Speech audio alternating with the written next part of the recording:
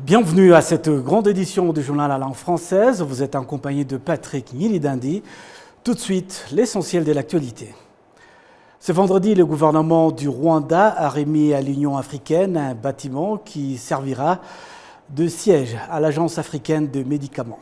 Le Rwanda a également fourni de nouveaux véhicules que les employés de cette agence utiliseront dans leur travail quotidien. Aminata Samata Sessouma, c'est la commissaire de l'Union africaine chargée de la santé, des affaires humanitaires et du développement social. Elle indique ici que la disponibilité de ce siège est l'aboutissement d'un long processus. Pour avoir le siège ici à Kigali, il y a eu un long processus. Nous avions 13 candidatures et certains n'ont pas soumis d'offres. Et il y a eu un travail, moi-même commissaire, pour éviter qu'on m'accuse d'avoir pris fait et cause pour un pays. Je n'ai pas fait partie du processus. On avait une équipe spécialisée pour évaluer les États membres. Et cette évaluation a conclu à un classement. Au top de ce classement, c'était le Rwanda. Et il n'y avait pas de comparaison possible entre ce que les autres ont offert. Et ils ont tous offert quelque chose, mais le Rwanda quand même a été le pays qui a offert le plus. C'est pour ça qu'on se retrouve. La décision aussi n'a pas été facile à prendre. Je ne rentrerai pas dans ce détail, mais la décision a été prise en tout cas avec certaines difficultés, mais le Rwanda a été reconnu comme étant le pays qui va abriter le siège de Hamas. En fait, il y avait pratiquement la plupart des pays d'Afrique du Nord. Il y avait d'autres pays, c'était pratiquement tout le continent. Mais on a d'abord écarté, il y avait 13 au départ, on a écarté ceux qui n'ont ni signé ni ratifié. Vous ne pouvez pas faire partie d'un processus si vous n'avez pas signé ni ratifié. Donc c'est la même chose pour le recrutement du directeur général. On ne recrutera que des ressortissants ou le ressortissant d'un pays qui est parti au traité, qui a ratifié, qui a signé d'abord ratifié, et le DG qui sera recruté viendra de l'un de ces 28 pays qui ont ratifié. Mais mon combat, c'est que ce traité soit universel. J'ai en février de dire qu'on enlève cette histoire de ratification. Pour moi, CDC, c'est pour nous tous. Ce n'est pas uniquement pour les pays qui ont ratifié le traité, parce que la maladie ne viendra pas s'arrêter pour dire, bon, X a ratifié, la maladie reste là-bas. C'est quelque chose d'universel et nous nous battons pour que ce traité aille au-delà des ratifications et être un traité universel. La commissaire de l'Union africaine explique aussi comment le Rwanda a été choisi pour abriter le siège de cette agence de l'Union africaine. Le processus, comme pour la plupart de nos institutions, commence, je l'ai dit, par la conférence des chefs d'État et de gouvernement. Ce processus a pris de l'envol après Covid. Vous vous rappelez, en 2019, lorsque Covid a commencé, nous nous sommes rendus compte que l'Afrique était en retard. On n'avait même pas le minimum. Simple masque pour nous, c'était compliqué. Ne parlons pas de médecine, de médicaments. Nous avons été les derniers à avoir des vaccins. Et lorsqu'on nous envoyait ces vaccins, après une semaine, c'était périmé ou expiré, il fallait jeter. On s'est rendu compte de la nécessité d'avoir une agence de médicaments sur le continent. Et cela ne date pas d'ailleurs de 2019. Les chefs d'État et de gouvernement visionnaires ont, après avoir mis sur place CDC, il fallait aussi une autre agence en charge du médicament.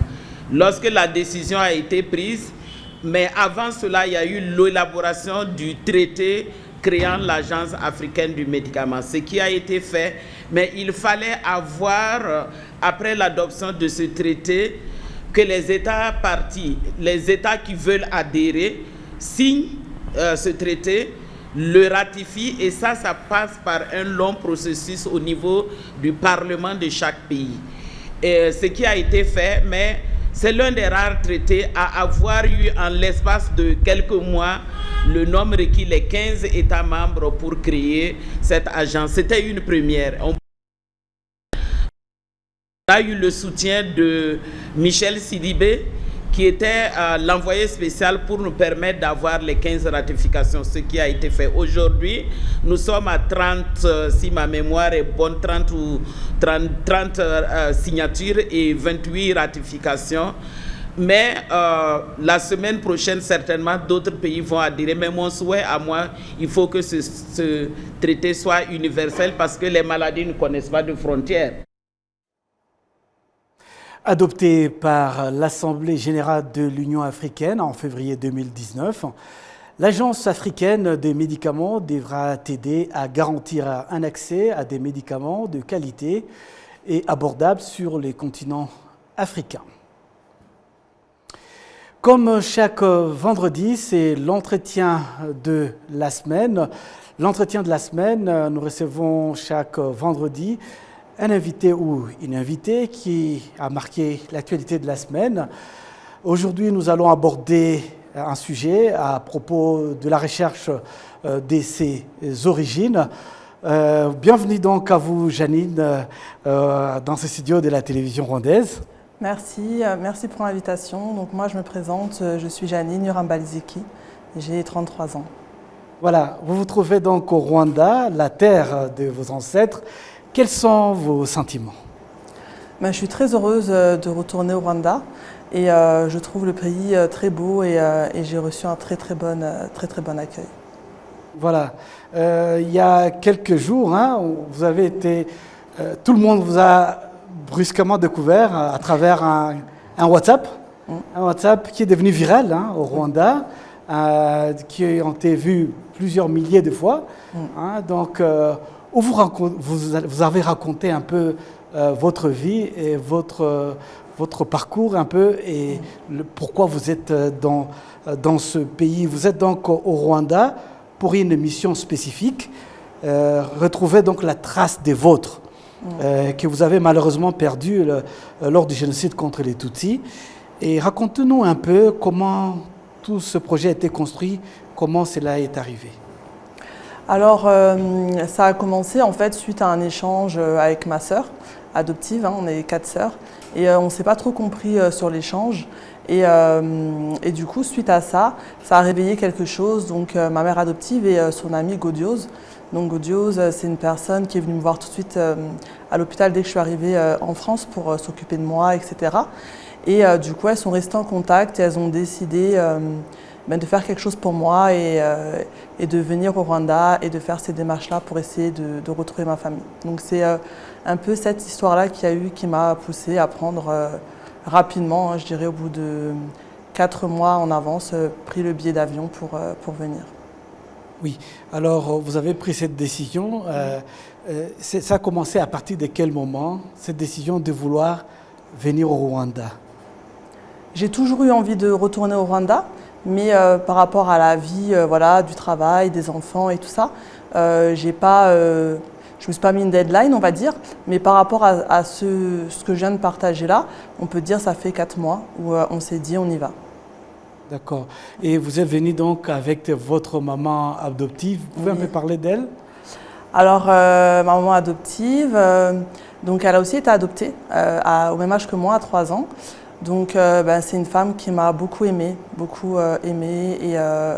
et beaucoup accompagnée. Donc voilà ce que je peux dire sur elle.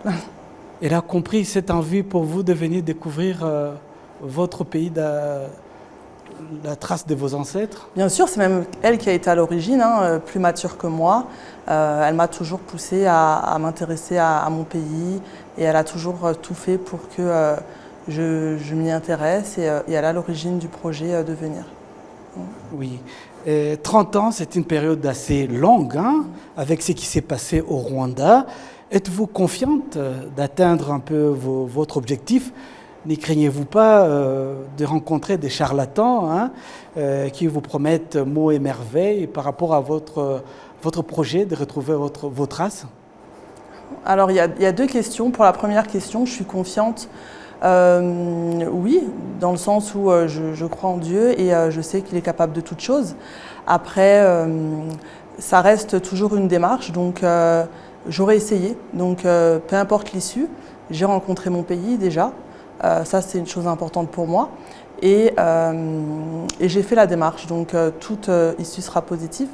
Par rapport aux craintes de personnes peut-être un petit peu moins bien intentionnées, je me sens en confiance parce que je suis accompagnée par le ministère des Affaires étrangères. Et aujourd'hui, grâce au test ADN, à la science, on peut facilement savoir s'il y a un lien de parenté ou pas. Donc, j'ai pas beaucoup d'inquiétude par rapport à ça. Oui. Alors, ceux qui ont commis les génocides, qui ont trouvé asile, notamment en Europe, comme ils ont eu du mal à faire face à la justice pendant de longues années, mais ça commence à venir, notamment en France. C'est le cas de Guamukio Eugène, c'est ce sujet d'actualité en ce moment, qui a été condamné cette semaine à 27 ans de prison par la Cour d'assises de Paris. Est-ce qu'on peut connaître un peu votre réaction? Parce que vous avez vécu ces drames.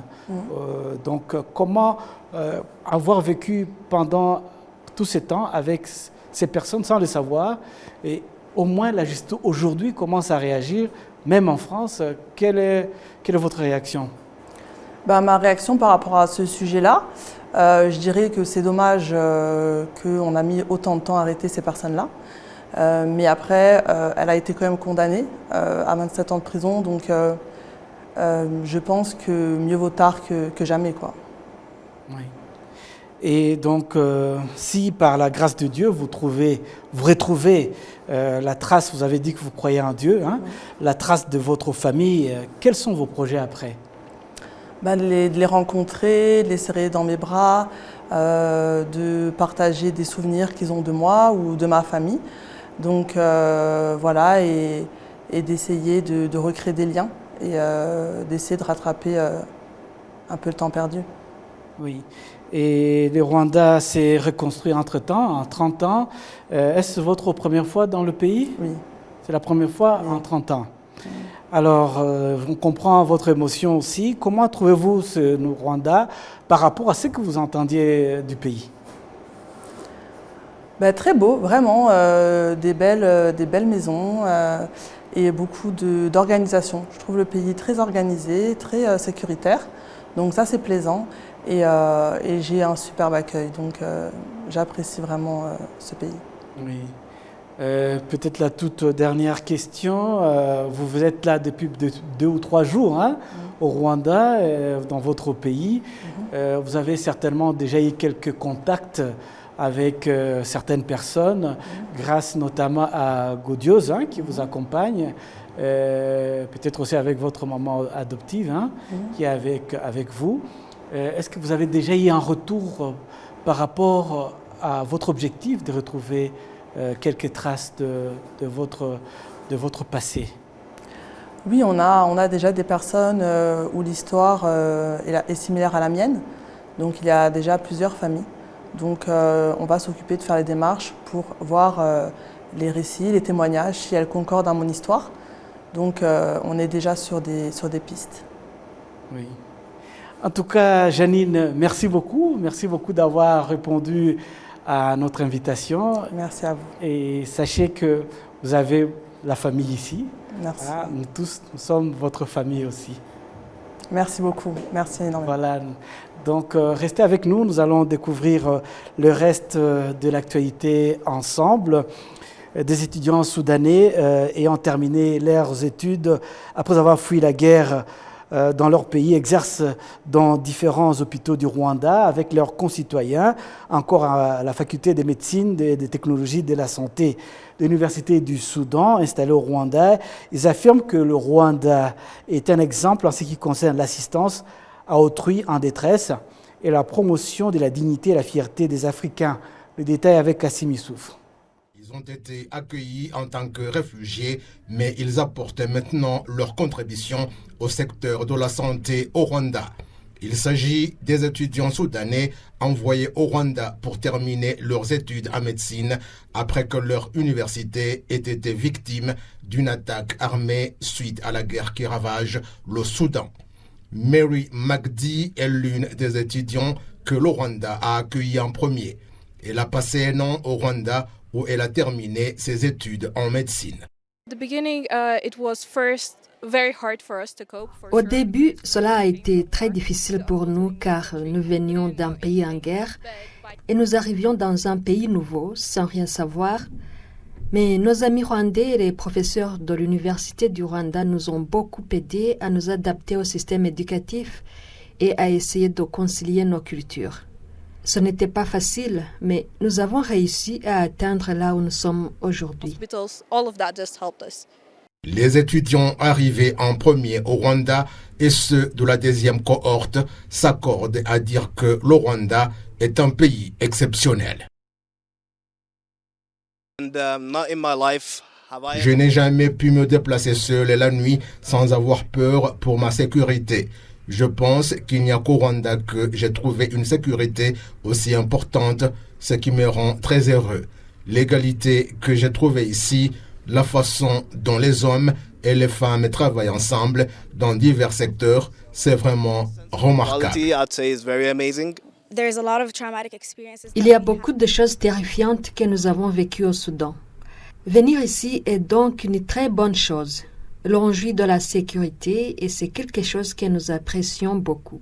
Pour moi, en tant que fille, c'est comme un rêve devenu réalité de pouvoir sortir le soir, de rencontrer d'autres personnes partout. La sécurité est vraiment totale. La faculté de médecine et de la technologie de la santé à l'Université du Soudan a aujourd'hui ouvert une branche au Rwanda. Les étudiants qui y sont inscrits indiquent que le soutien qu'ils ont reçu de la part du Rwanda concerne également la possibilité de se familiariser avec le métier. Nous avons effectué le stage dans différents hôpitaux, notamment au CHUK, à l'hôpital militaire de Kanombe et à l'hôpital Roi Faisal. Le stage était très enrichissant. Nous avons eu beaucoup d'opportunités d'apprendre auprès de nos professeurs rwandais qui nous ont montré que ce que nous considérions comme des obstacles n'était pas si grave et ils nous dévoilaient de bonnes méthodes pour traiter nos patients. Challenges, they always stand beside us and teach us how to approach our patients and become doctors professional. J'ai commencé à travailler à l'hôpital de Kibagabaga dans le département d'ophtalmologie et je trouve que je suis devenu un médecin accompli grâce à la façon dont on nous traitait. C'était vraiment une belle expérience. L'Université du Rwanda indique que même s'ils ont accueilli ces étudiants dans un cadre d'assistance, cela a ouvert des portes pour qu'elle accueille un plus grand nombre d'étudiants venant d'autres pays. La branche de la faculté de médecine et de technologie de la santé à l'Université du Soudan installée au Rwanda compte 700 étudiants dont la majorité vient du Soudan. Des élèves et des enseignants des différentes écoles de la ville de Kigali affirment que l'introduction des réservoirs d'eau filtrée, connus sous le nom de Smart Tank, a réduit le nombre d'élèves absents pour cause des maladies causées par la consommation de l'eau non potable. Les établissements scolaires dotés des systèmes d'approvisionnement en eau doivent veiller à ce que chaque élève dispose de sa propre bouteille, car le partage d'un même contenant peut favoriser la transmission des différentes maladies. Les détails avec Amandine Dikoumassabou. Il fut un temps, les élèves, notamment ceux des écoles primaires et secondaires, avaient ressenti un besoin essentiel en eau potable car ils étaient souvent confrontés à des difficultés pour en avoir accès. De nombreux établissements dans la ville de Kigali ont mis en place des solutions en filtrant l'eau consommée par les élèves à l'aide des réservoirs appelés Smart Tank. Cette initiative a été accueillie avec enthousiasme par les élèves. Avant, on avait amené de l'eau dans nos bouteilles, mais maintenant, on a de l'eau ici à l'école et quand tu veux de l'eau, tu peux demander la permission et tu viens et tu prends de l'eau et tu retournes encore dans la classe. Les responsables d'établissements scolaires ayant installé un système d'approvisionnement en eau potable constatent que cela a entraîné une augmentation de taux de présence des élèves en classe. Auparavant, certains élèves souffraient fréquemment de maladies liées à la consommation d'eau, souvent non potable. Les enfants ne savent pas même de différencier quelle est l'eau potable pour à quoi à boire. Mais maintenant, ça peut nous aider à les enfants à avoir de l'eau potable et continuer les études sans même des maladies provenant de l'eau qui est sale. Emma Claudine Nilenganya, directrice générale en charge de la communication et de l'éducation dans la ville de Kigali, appelle les établissements scolaires à s'assurer que des mesures d'hygiène strictes soient toujours respectées lors de la consommation d'eau par les élèves afin de prévenir diverses maladies. Les établissements équipés de réservoirs appelés small tank, d'où les élèves se servent en eau potable, effectuent un nettoyage tous les 3 mois et remplacent les filtres, garantissant ainsi que l'eau consommée reste propre.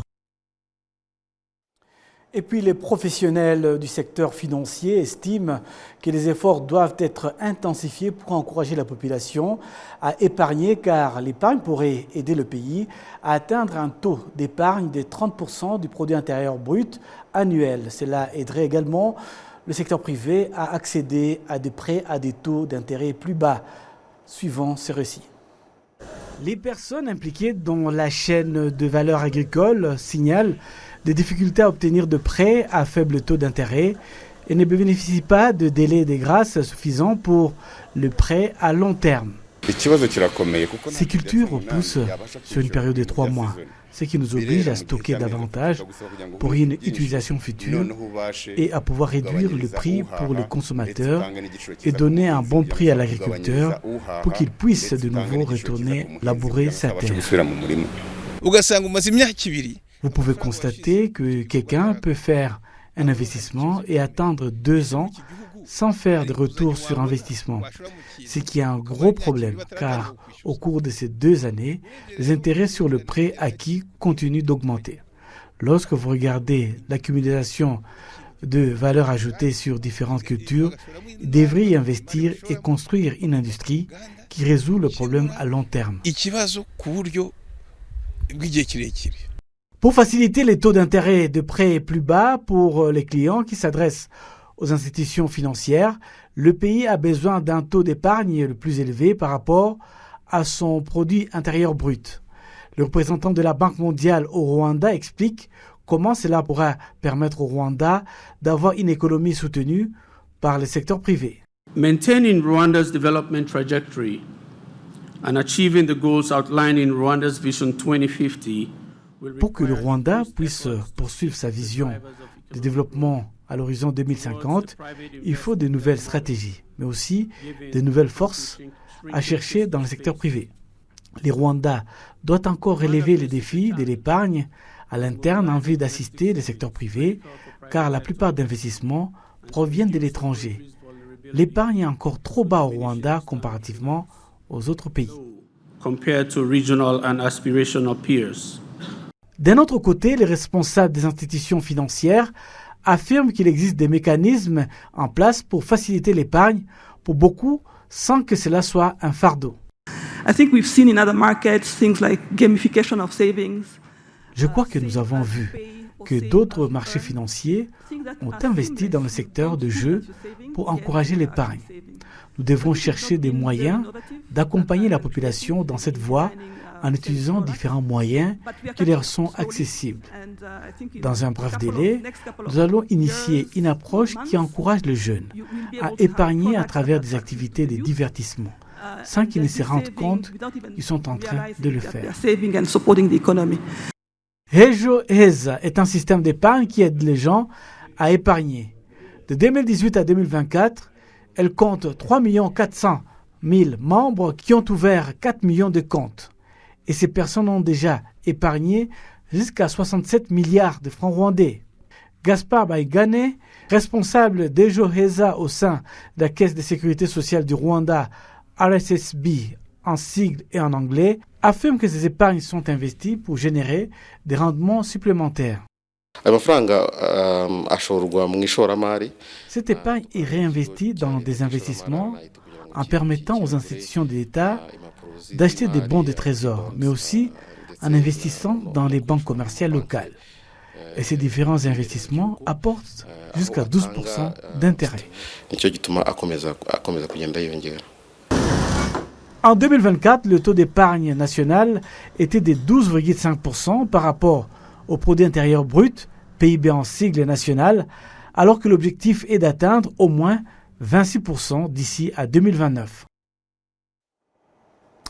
Parlons à présent changement climatique. Les femmes, surtout celles en situation d'handicap, sont souvent en première ligne à faire face aux effets des changements climatiques tels que les catastrophes naturelles et la chaleur extrême.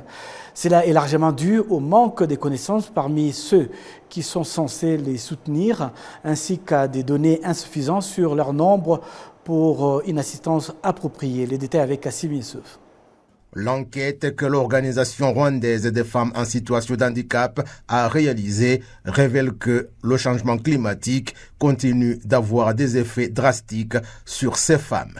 Twasanze nyuma y'ibyo biza iyo bimaze kuba nyuma y'igihe gito bamara hahandi bajyanwa usanga nanone ntabwo haba gahunda yo kubakurikirana. Après les catastrophes, nous constatons qu'il n'y a pas de suivi à l'intention de celles qui ont été affectées pour savoir comment elles s'en sortent, ce qui rend difficile toute forme d'assistance. Avamo agiye he mu kibanza kitarimwe inzu. Bien que le Rwanda se soit engagé à protéger les personnes en situation d'handicap touchées par le changement climatique, en ce qui concerne les femmes vivant avec un handicap, le niveau de ce qu'on fait pour elles est encore faible. Ma maison s'est effondrée à cause des fortes pluies et me rendant compte que cela pouvait aussi m'affecter, je suis allé demander un prêt à une coopérative pour procéder à la reconstruction de la maison, mais le remboursement du prêt est difficile et je n'ai aucun moyen de le faire. S'il vous plaît, plaidez à ma faveur pour trouver la solution à cette situation.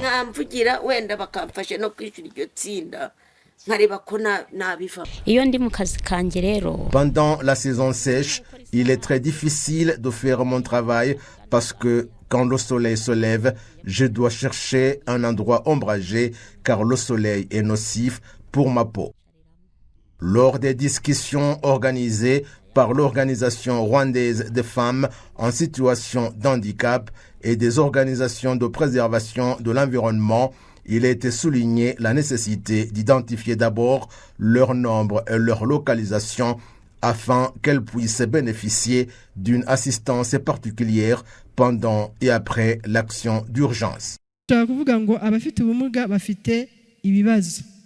Nous avons besoin des données sur celles qui sont affectées par le changement climatique pour connaître leur nombre et fournir une assistance, car sans cette information, il est difficile d'apporter de l'aide.